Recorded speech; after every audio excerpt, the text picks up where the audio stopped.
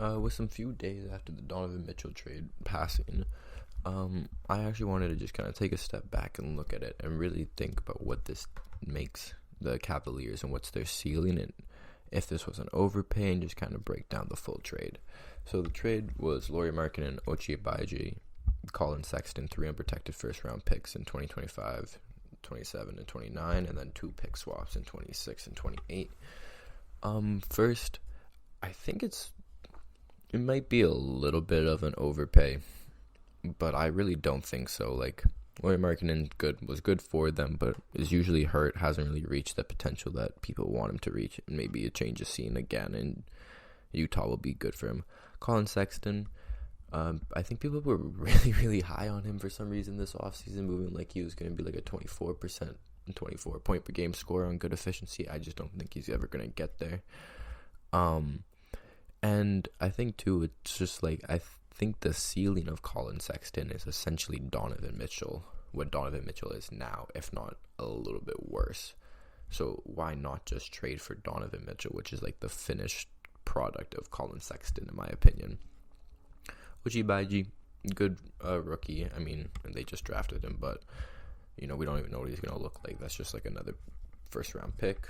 The pick swaps, I don't think are actually going to come into play at all. I think the Cavs are going to be better in 26 and 28 than the Jazz, and the Jazz are just going to stick with their picks.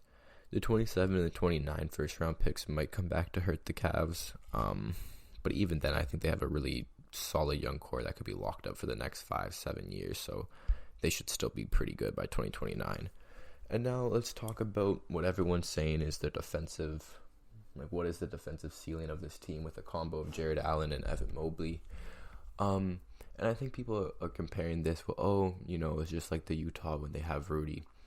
But my problem with that comparison is neither of Allen or Mobley are equal to Rudy individually. And I think, especially in Mobley's case, he's going to be asked to carry this team on defense a lot more than he was last year. And in the 10 last games of the season where Allen was hurt, Mobley's defensive stats look a lot worse. Overall, he's a plus 0.7. Opponents shoot plus 9.8 on threes.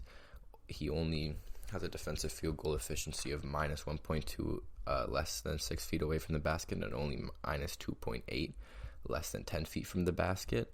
And opponents are shooting plus 2.2 on long twos. When you compare this to his before All-Star break numbers, while Allen was playing a lot, it's overall minus 4.8, minus 14.3 on less than 6 feet shots, and minus 12.2 on less than 10 feet shots, while still being pretty bad on the perimeter. So this just got me thinking, I think, this Cavs team does definitely have some solid defenders on the wing with Okoro and Lamar Stevens. I think he's going to be getting a lot of more play next year.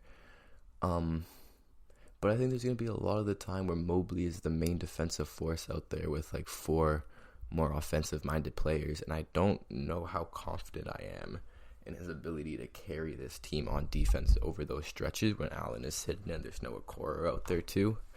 I think the Cavs and JB Bickerstaff are aware of this and are going to be able to build lineups where they stagger Allen and Mobley's minutes as much as possible and try to match up Mobley's minutes with one of Okoro or Lamar Stevens, probably Okoro because he seems like the better defender, and then you let Lamar Stevens and Jared Allen run kind of the two-man defensive lineup for other times. But I still think there should be probably a top 10 defense again. Maybe not as high as they were last year at 7, but I still think they're going to be really, really good. And then when you look at their offense, I think this takes their offense to probably a top 10 to a top 12 offense. Probably even higher depending on how well Donovan Mitchell and Darius Garland can play off of each other, which I think they can do very, very well. Both are very good shooters, good at attacking at the rim, can pass, can play in the pick and roll, and I think they should be able to mesh very, very well on the court. I think you have just even more ball handling and opportunities for Allen to score at the rim easy where people are setting him up, and I think having another offensive focal point for Mobley to kind of take the third seat is going to be really good for his development, so he doesn't have as much pressure on him right now to self-create, and he can kind of rely on other people, which I think is going to be good for him. And then when you look at the bench on this team, they have a lot of more offensive-minded players with Kevin Love, Rubio, Chetty Osman, but then they still have some solid defenders in Lamar Stevens, and surprisingly Dean Wade too was actually like really good on defense. Just looking at his defensive efficiency numbers, -10 from less than 6 feet, and then minus I think 8.8 on less than 10 feet. A lot of that too I think is playing with Jared Allen a lot, but that's still pretty promising. I honestly see this Cavs team, bar no injuries of course, and hopefully there are no injuries, as like a top 4 to 5 seed. The teams I see better than them are Celtics, Bucks, Sixers with Harden playing at like Nets level at the very least. And then I guess they're in that 4 to 5 range.